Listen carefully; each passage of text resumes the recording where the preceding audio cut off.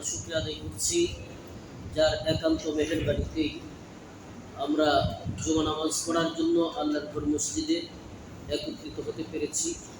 একান্তই তিনি মেহেরবানি করেছেন, আমাদেরকে শারীরিকভাবে সুস্থতা দান করেছেন, সক্ষমতা দান করেছেন, তন্দুরস্তি দান করেছেন, সর্বোপরি তিনি আমাদেরকে আসার জন্য তৌফিক দান করেছেন। আমরা শুকরিয়া আদায় করছি আলহামদুলিল্লাহ। সম্মানিত হাজরিন, হজের মাস শুরু হয়ে গেছে এবং আমাদের বাংলাদেশ থেকেও হাজিরা যাওয়াও শুরু করে দিয়েছে। এই হজের মাস যখন আসে, স্বাভাবিকভাবেই মুমিনদের হৃদয়ে আল্লাহর প্রতি ভালোবাসা, কাবার প্রতি মহব্বত, মদিনার প্রতি ইশক সব কিছুই বেড়ে যায়। আমরা বাংলা অনেক সঙ্গীত শুনেছি, মনে বড় আশা ছিল যাব মদিনায়, তারপরে উবাল হাওয়া পশ্চিমে যাও কাবার দিকে বইয়া, যাওরে বইয়া এই গরিবের সালাম খানি নিয়ে। ঠিক উর্দুতে ওইরকমই আছে যে দর্দ দিল কি নাত সোনাতা ও আশেক মদিনা। এইভাবে অনেক কবিতা, অনেক কবিতা ভিতরে জায়গা আছে, পারবে অনেক তাদের আবেগ উজাড় করে দিয়েছে। তাছাড়াও ইসলামের গুরুত্বপূর্ণ একটি ইবাদত হলো হজ। এই হজটা এমন একটি ইবাদত, গত সপ্তাহে একটু সামান্য বলেছিলাম। আল্লাহ পবিত্র কোরআনে বলেছেন, ওয়ালিল্লাহি আলান নাসি হিজ্জুল বাইতি মান ইসতাতা ইলাইহি সাবিলা। ওয়ালিল্লাহি আলান নাসি হিজ্জুল বাইতি মান ইসতাতা ইলাইহি সাবিলা। এখানে শুরুতে ওয়ালিল্লাহি হরফে জার, লাম, লিমানের জন্য, তারপরে আবার আরেকটা হরফে জর নিয়ে এসেছেন আলা। আরবি ব্যাকরণ অনুযায়ী যারা এখানে মাদ্রাসার ছাত্র আছেন তারা বুঝবেন এবং আলেমরা তো জানেনই। এই শব্দ যখন একসাথে ব্যবহার করা হয় তখন এর অর্থ দাঁড়িয়ে যায়, এটা হলো পাওনা। অর্থাৎ ওয়ালিল্লাহি আল্লাহর জন্য পাওনা, আলান নাস মানুষের উপর। কি পাওনা? হিজ্জুল বাইতি মান ইসতাতা ইলাইহি সাবিলা। যার কাবা পর্যন্ত সফর করার মতো সক্ষমতা আছে তার জন্য হজ করা। সক্ষমতা বলতে এখানে দুই ধরনের সক্ষমতা। একটা হলো তার শারীরিক সক্ষমতা, সুস্থতা, হজের কাজগুলি যেন সে সঠিকভাবে আদায় করতে পারে, একেবারে অসুস্থ, চলাফেরা করতে পারে না, বা শারীরিকভাবে অথবা মানসিকভাবে সে মাজুর, এই ধরনের লোকের উপর হজ কিন্তু খরচ। আরেকটা সক্ষমতা হলো আর্থিক সক্ষমতা। সে সেই বাইতুল্লাহ পর্যন্ত যাবে, যাওয়ার খরচ এবং আসবে, যাওয়া আসার ভাড়া, সেখানে 1.5 মাস বা 2 মাস ধরে, সাধারণত 45 দিন 46 দিনের মাঝেই হয়ে যায়, আর অনেকের তো আরো আগেই হয়। এই দিনগুলো সেখানে অবস্থান করা, এরপর এই হজের জন্য তিনি যখন সফর করলেন, সফর যাওয়া আসা মধ্যবর্তী স্থান যে অবস্থান করলেন, ততদিন পর্যন্ত তার পরিবার, বাংলাদেশে যারা আছেন তাদের চলার মতো সম্পদ যেন তার থাকে। এতটুকু যদি কারো থাকে তার উপরেই কিন্তু হজ খরচ। অনেক সময় কিন্তু দেখা যায় জাকাত খরচ না হলেও কিন্তু হজ খরচ হয়ে যায়, কিন্তু সেটা আমরা টের পাই। কারণ আমরা বিশেষ করে বাংলাদেশের মানুষ, আমরা তো একটু চালাক হয়ে যাই। আমাদের চিন্তাধারা যে আমার ছেলে বড় হয়েছে তাকে বিয়ে করাবো, আমার ছেলে বিদেশ আছে, বিদেশ থেকে যদি ছেলে আমার জন্য টাকা পাঠায় হজ করার জন্য, তাহলে আমি অবশ্যই হজে যাব। অথবা আমার ঘরে মেয়ে আছে, মেয়েদেরকে আমি বিবাহ দেব, বিবাহ দেওয়ার পর তারপর আমি হজ করব।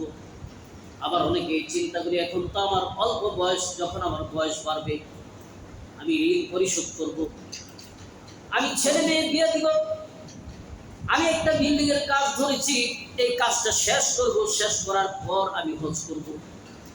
এরকম চিন্তাধারা কি আছে না? আসলে কি হজটা খরচ কি তখন হয়? আপনার মেয়ে বিয়ে উপযুক্ত, তার যখন বয়স হয়েছে সাথে সাথেই তাকে বিয়ে দেওয়া হলো আপনার দায়িত্ব। হজের সাথে এর কোনো সম্পর্ক নেই। বয়স হওয়ার সাথে সাথে যদি আপনি বিয়ে না দেন, কোনো কারণে যদি তার দ্বারা কোনো গুনাহ সংঘটিত হয়ে যায়, তার জন্য কিন্তু সেই গুনাহের দায় আপনার উপরেও বর্তাবে। কিন্তু এই মেয়ে বিয়ে দেওয়ার সাথে হজের কোনো সম্পর্ক নাই। হজ ফরজ হয়েছে, আপনার সাথে সাথে আপনার উপর হজ ফরজ। দেখেন, হজ শুধু ফরজ এইটাই না, এই যে গুরুত্ব, এর যে মর্যাদা এবং এর ফজিলত যদি আমরা একটু চিন্তা করি, আল্লাহ রাব্বুল আলামিন সূরা আলে ইমরানে 4 নম্বর পারার একবারে প্রথম পৃষ্ঠাটি আদা দিয়ে এখান থেকে শুরু করেছেন। ইন্না আউওয়ালা বাইতিন উদিআ লিন-নাসি লাল্লাযী বিবাক্কাতা মুবারাকাও ওয়া হুদাল লিন-নাস। ইন্না আউওয়ালা বাইতিন, এক নাম্বার, এই যে ঘর, কাবা ঘর, এটা হলো প্রথম ঘর।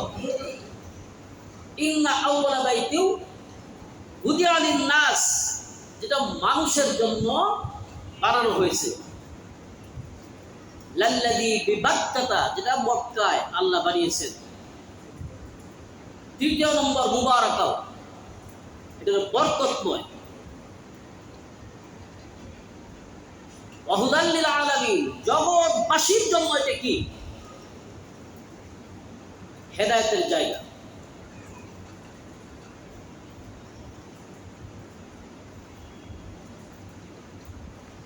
আপনি যদি সেখানে যান, এরপরে আল্লাহ বলেছেন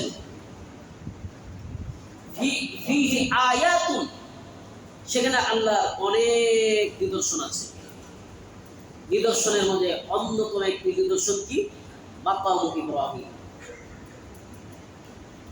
আল্লাহ রাব্বুল আলামিন তার ঘর বানানোর যখন আদেশ করলেন, কাবা শরীফ নির্মাণ আরম্ভ করলেন, ইব্রাহিম আলাইহিস সালাম, তার ছেলে ইসমাইল আলাইহিস সালাম, বাবা হলেন মানে প্রধান কারিগর আর সাহায্যকারী হলেন ছেলে। ইট বা পাথর গাঁথনি দেওয়া হচ্ছে, সেখানে আল্লাহ রাব্বুল আলামিন একটি পাথর দিয়ে দিয়েছে, যে পাথরটা স্বয়ংক্রিয়ভাবে লিফটের মতো কাজ করেছে।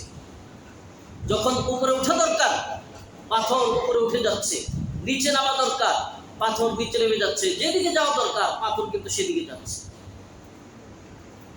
এইভাবে তিনি পাথরের পর পাথর, ইটের পর ইট, গাঁথনি দিয়ে সুন্দর করে ঘরটা তিনি নির্মাণ করেছেন।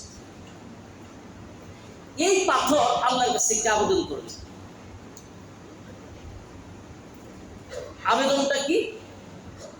জানলাম, তুমি আমাকে অনুমতি দাও, তোমার খলিল আমার উপর দাঁড়িয়ে তোমার ঘর নির্মাণ করছে, আমি একটু মাটির মতো নরম হয়ে যেতে চাই, কাদা মাটির মতো, যেন তোমার খলিলের পায়ের চিহ্ন আমার বুকে থেকে যায়।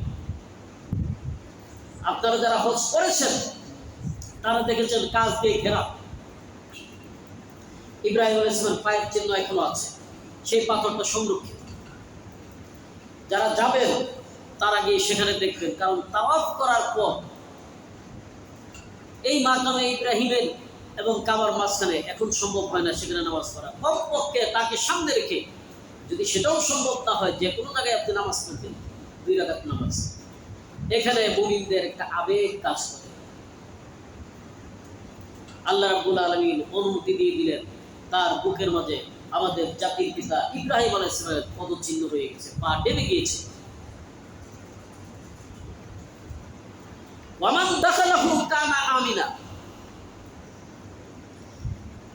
এখানে যেই প্রবেশ করবে, কানা আমিনা, সে হলো নিরাপদ। একবার চিন্তা করে দেখুন, আপনি হজ করতে গেছেন, অসংখ্য কবুতর কিন্তু সেখানে উড়ে বেড়াচ্ছে, সব সময় সেখানে কিন্তু পরিষ্কার পরিচ্ছন্নতার কাজে অনেক লোক পরিষ্কার করতেই আছে। এরপরেও বিশেষ করে যারা 2 তলায় 3 তলায় যদি ওদিকে যদি নামাজ পড়েন, দেখবেন একটু পর পরই কিন্তু কবুতরের পায়খানা সেখানে পড়ে যাচ্ছে, অনেক কবুতর সেখানে। আপনি আমি শুধু মানুষই না, সেখানে যে কোনো প্রাণী ঢুকবে সেই কিন্তু সেখানে একেবারে নিরাপদ। আপনি সেই কবুতরকে মারতে পারবেন না। বিড়াল যদি ঢুকে আপনি বিড়ালকে আঘাত করতে পারবেন না। আপনি নামাজ পড়ছেন, সেখানে একটু পর পর পায়খানা পড়ে যাচ্ছে, কেউ কিন্তু সেই কবুতরকে তাড়াচ্ছে না।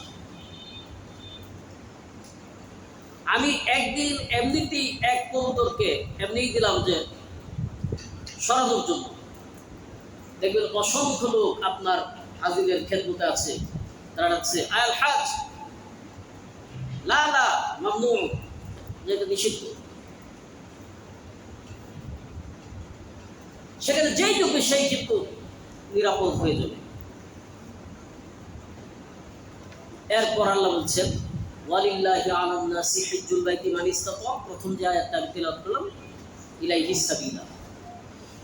যদি সামর্থ্য থাকার পর, যদি কারো সামর্থ্য হয়, তাহলে তার উপর হজ করা কি ফরজ, অর্থাৎ আল্লাহর এটা পাওনা। আর যদি কেউ অস্বীকার করে, ফাইন্নাল্লাহা গানিয়্যুন আনিল আলামিন, আল্লাহ পুরা জগৎবাসী থেকে তিনি কি অমুখাপেক্ষী, তিনি কারো মুখাপেক্ষী না। এই যে হজ, এইবার যদি আমরা চিন্তা করি, যারা শহরে আছি, যদি এরকম হয়, আমার একাধিক বাড়ি আছে, একাধিক ফ্ল্যাট আছে, টাকা পয়সা আছে, যদি টাকা নগদ নাও থাকে, বসবাসের জন্য যেটা দরকার সেটা থাকার পর যদি একাধিক ফ্ল্যাট থাকে, তাহলে একটা ফ্ল্যাট বিক্রি করলে আপনি তো হজে যাওয়া আসা যা কিছু সব কিন্তু আপনার হয়ে যাবে।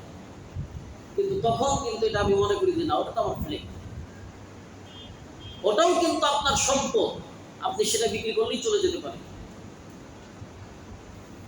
এমন বহুত লোক আছে, লক্ষ লক্ষ টাকা ব্যাংকে আছে, ডিপোজিট করা আছে,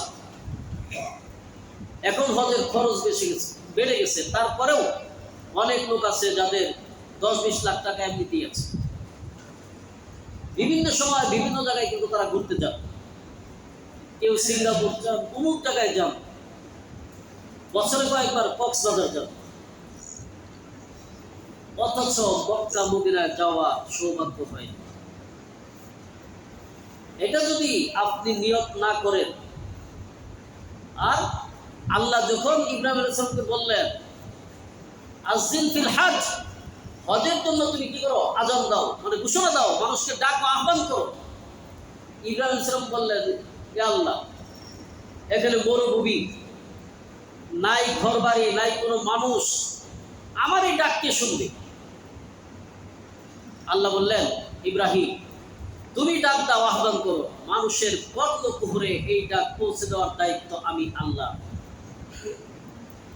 এই ডাকে যে যতবার সাড়া দিয়েছেন, কিয়ামত পর্যন্ত প্রত্যেকে ইনশাআল্লাহ সেখানে হজ করতে যাবে, এবং যতবার সাড়া দিয়েছেন ততবার যাবে।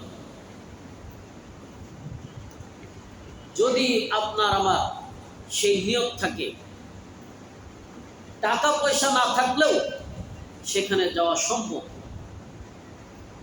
আমরা অনেক লোক দেখেছি একেবারে নিঃস্ব, কিন্তু হজ করতে চলে গিয়েছে। আমি যে বছর হজে গেলাম, একজন লোক গিয়েছেন দিন মজুর, অল্প অল্প করে টাকা তিনি জমিয়েছেন, তার পোশাক আশাক সবকিছুই সাধারণ একটা পাঞ্জাবি তিনি নিয়ে গেছেন, ওরকমই আছে। আমি তাকে জিজ্ঞেস করলাম যে আপনি আসলেন কিভাবে? তিনি অল্প অল্প টাকা জমিয়েছেন, আল্লাহর কাছে দোয়া করেছেন, আল্লাহ তাকে কবুল করেছেন, তিনি হজ করে এসেছেন। আমরা আল্লাহর কাছে দোয়া করি, বিশেষ করে হজ আমাদের বাংলাদেশি যারা, বেশিরভাগই চিন্তা করি কি বয়স হওয়ার পর আমরা হজ করি, অথচ হজের জন্য দুইটা সক্ষমতা দরকার পড়ে, একটা হলো শারীরিক, আরেকটা হলো অর্থনৈতিক। শারীরিক সক্ষমতা যদি আপনার না থাকে, আপনি সেখানে গিয়ে করবেন না।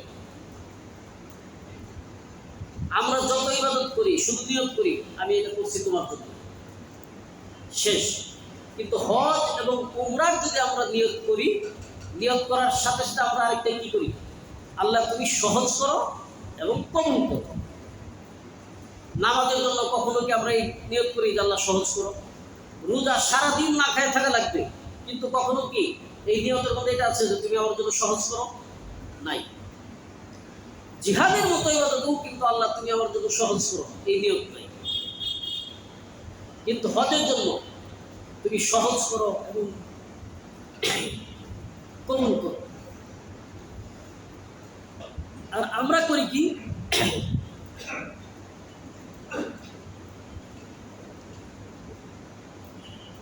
যে যখন বুড়ো হয়ে যাব, যখন আর পাপের প্রতি আমার কোনো আসক্তি থাকবে না, তখন একেবারে আমরা বুজুর্গ হয়ে যাব। হজ করে এসে আমরা একদম আল্লাহর ওলি হয়ে যাব। অনেকে আবার এই কথা বলি, এখন যদি হজ করি সে হজকে ধরে রাখতে পারবো? আমরা যখন নামাজ করি কখনো চিন্তা করি নামাজ কি ধরে রাখতে পারবো? আমরা যখন রোজা করি আমরা কি এই চিন্তা করি রোজা কি ধরে রাখতে পারবো? এটা ধরে রাখার বিষয়। মুমিনের কাজ হলো সকল গুনাহ খাতা থেকে সবসময় বিরত থাকা। আলাদা করে হজ ধরে রাখার কোনো বিধান না। তারপরেও হজের জন্য যদি কেউ হজ্জে মাবরুর করে তাহলে তার জন্য হলো জান্নাত। বিশেষ করে একটি হাদিস, ইয়াকুলুল্লাহু আযজা ওয়া জাল ইন্না আবদান সাহহাতু লাহু জিসমাহু ওয়া ওয়াসসা'তু আলাইহি ফিল মাঈশাতি তামদি আলাইহি খামসাতা আওয়াম লা ইফিদু ইলা লিমাহরুম লা মাহরুম। আল্লাহ তাআলা বলেন, আমি আমার বান্দার শরীরকে সুস্থ রাখলাম, সুন্দর স্বাস্থ্য দিলেন, সুস্থ দিলেন, তার রিজিক ওয়া ওয়াসসা'তু আলাইহি ফিল মাঈশাতি, মানে রিজিক তার প্রশস্ত করে দিলাম। তারপর 5 বছর অতিক্রান্ত হয়ে গেল, তারপরেও সে কি করলো না? হজ করলো না। আপনি চিন্তা করেন, আপনার একজন প্রিয়জনের যদি আপনি বসে থাকেন, সে আসবে, আসলো না, আজও আসলো না, কালও আসলো না। আর যদি বিদেশ থেকে আসে আপনার ছেলে, এই বছর আসবে, আসলো না, পরের বছর, আপনি অপেক্ষায় থাকেন, কেমন লাগবে? আল্লাহ অপেক্ষা করছেন আপনার জন্য, আমার জন্য। 5 বছর পর্যন্ত অপেক্ষার পর আল্লাহ বলছেন কি লামা, সে কি হতভাগা, বদনসিব, সে মাহরুম।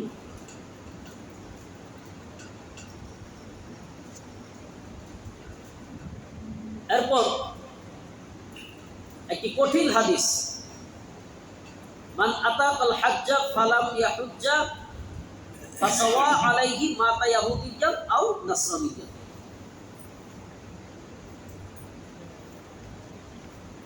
নবী করিম সাল্লাল্লাহু আলাইহি ওয়াসাল্লাম বলেছেন, যে ব্যক্তি হজ করার সামর্থ্য রাখে কিন্তু সে হজ করল না,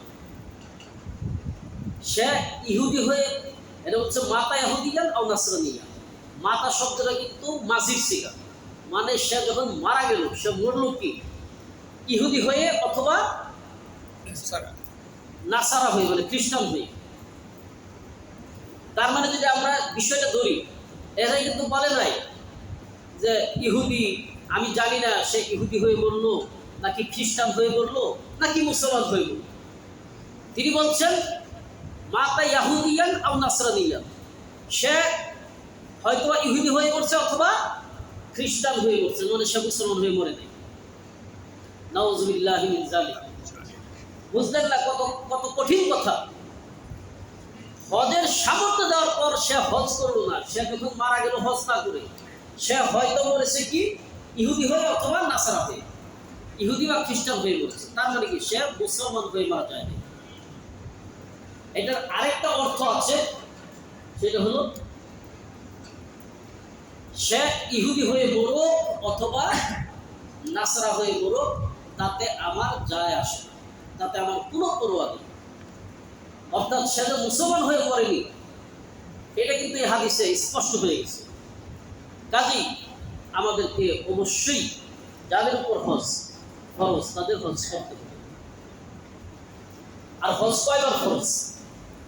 একবার নবী করিম সাল্লাল্লাহু আলাইহি ওয়াসাল্লামকে জিজ্ঞেস করা হলো, নবী করিম সাল্লাল্লাহু আলাইহি ওয়াসাল্লাম যখন বললেন যে তোমাদের যখন হজ ফরজ হয় তোমরা হজ করো, আল্লাহ তোমাদের উপর হজ ফরজ করেছে। একজন সাহাবী জিজ্ঞেস করলেন, ইয়া রাসূলুল্লাহ, হজ কি প্রত্যেক বছর করতে হবে? নবী করিম সাল্লাল্লাহু আলাইহি ওয়াসাল্লাম চুপ থাকলেন, উত্তর দিলেন না। এই সাহাবী বারবার 3 বার জিজ্ঞেস করলেন যে হজ কি প্রতি বছর করতে হবে? তখন নবী করিম সাল্লাল্লাহু আলাইহি ওয়াসাল্লাম বললেন, বলতো নাম, যদি আমি বলতাম যে হ্যাঁ, তাহলে খাওয়া যাবা তোমাদের উপর হজ করা, প্রতি বছর হজ করা ফরজ হয়ে যেত, আর এটা তোমাদের পক্ষে সম্ভব ছিল। তার মানে একবার হজ করা হলো ফরজ, আর পরে যা করবেন সেটা হলো নফল। হজের যদি আমরা ফজিলত চিন্তা করি, ফজিলত কি? হজ যদি আপনি করেন, পূর্বের সমস্ত গুনাহকে আল্লাহ মাফ করে দিবেন।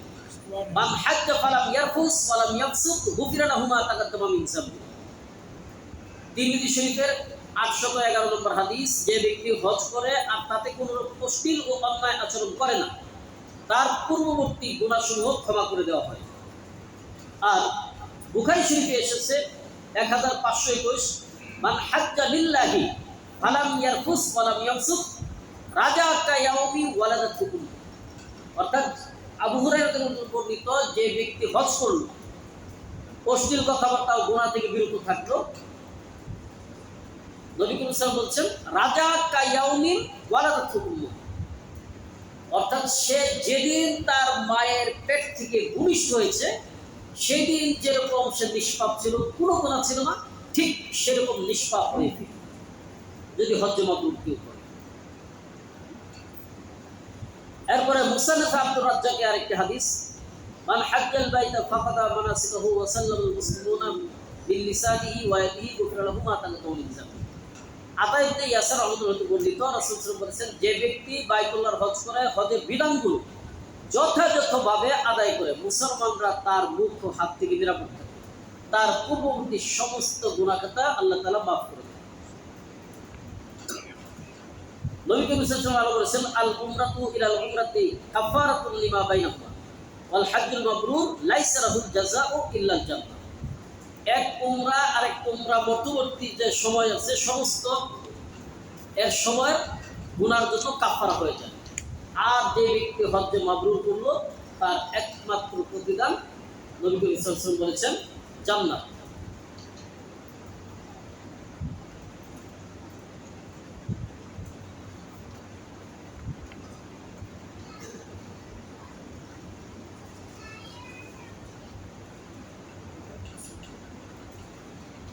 আরেকটি হাদিস, যেমন আয়েশা রাদিয়াল্লাহু তাআলা বললেন নবী করিম সাল্লাল্লাহু আলাইহি ওয়াসাল্লামকে, ইয়া রাসূলুল্লাহ, নারাল জিহাদু আফজালুল আমাল আফালা নুজাহিদ? ক্বালা লা, লাকিন আফজালুল জিহাদু হজ্জুল মাবরুর। আয়েশা রাদিয়াল্লাহু তাআলা বললেন যে আমরা জানি সর্বোত্তম ইবাদত হলো কি? জিহাদ ফি সাবিলিল্লাহ, আল্লাহর পথে জিহাদ করা। আলী রাদিয়াল্লাহু তাআলা একটি হাদিস বর্ণনা করেছেন, তাকে যখন জিজ্ঞেস করা হলো সর্বোত্তম ইবাদত, তিনি বলেছেন তিনটি কথা। একটা হলো সঠিক সময়ে নামাজ আদায় করা, দ্বিতীয় নম্বর হলো মাতা পিতার আনুগত্য করা, আর তৃতীয় নম্বর আল্লাহর পথে জিহাদ করা। কারণ আয়েশা রাদিয়াল্লাহু তাআলা বললেন যে সর্বোত্তম ইবাদত হলো জিহাদ, আমরা এটা জানি, তাহলে আমরা কি জিহাদ করবো না? নবী করিম সাল্লাল্লাহু আলাইহি ওয়াসাল্লাম বললেন যে না, তোমরা কি করো? জিহাদ করবে না। তাহলে কি? লাকিন আফজালুল জিহাদু হজ্জুল মাবরুর, মহিলাদের জন্য সর্বোত্তম জিহাদ হলো কি? হজ্জে মাবরুর। জিহাদের মধ্যে যে শক্তি ব্যয় করা লাগে, মারতে হয়, মরতে হয়, আল্লাহ বলেছেন ইন্নাল্লাহা আশতারা মিনাল মুমিনিনা আনফুসাহুম ওয়া আমওয়ালাহুম বিআন্না লাহুমুল জান্নাহ।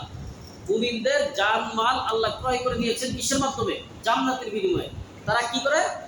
ফায়াতুলুনা ওয়া ইউক্তালুন, তারা মারে এবং মরে।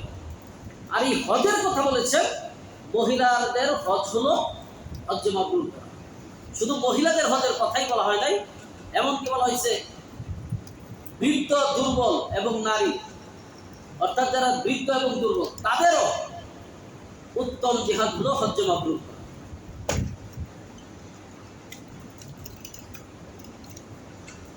এরপর হজ এবং উমরা যারা করে, তারা হলেন আল্লাহর প্রতিনিধি।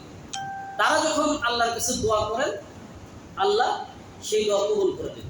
তারা আল্লাহর কাছে যা চান আল্লাহ তা তাদেরকে দান করেন, এবং তারা যাদের জন্য দোয়া করেন আল্লাহ তাদের জন্য সেই দোয়া কবুল করে দেন।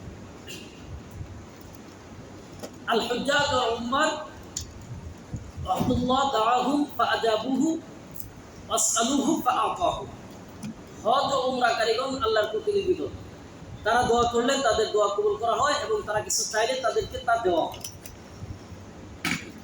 হাজিদের গুনাহ মাফ করে দেওয়া হয়, এবং হাজিরা যাদের জন্য ক্ষমা প্রার্থনা করেন তাদেরকেও আল্লাহ মাফ করে দেন। মুসনাদে বাজ্জার হাদিস নাম্বার 1155, ইয়াগফিরুল্লাহু লিল হুজ্জাজ ওয়া লিমান ইস্তাগফারা লাহুল হাজ। এখনো হাজিদেরকে ক্ষমা করে দেওয়া হয়, আর হাজিরা যাদের জন্য ক্ষমা প্রার্থনা করেন তাদেরকেও ক্ষমা করে দেওয়া হয়। আমরা তাহলে আমাদের একটা গুরুত্বপূর্ণ সুযোগ, যারা হজে যাবেন তাদের কাছে আমরা অনেক সময় অনেক কিছুই চাই, আমার জন্য এটা নিয়ে আসবেন, ওই জিনিস নিয়ে আসবেন।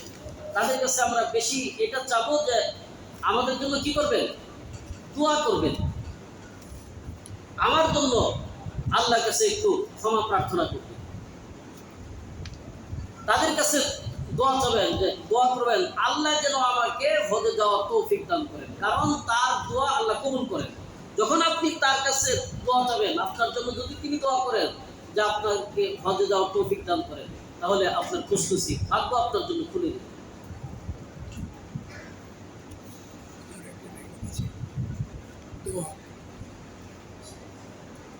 লেখা আছে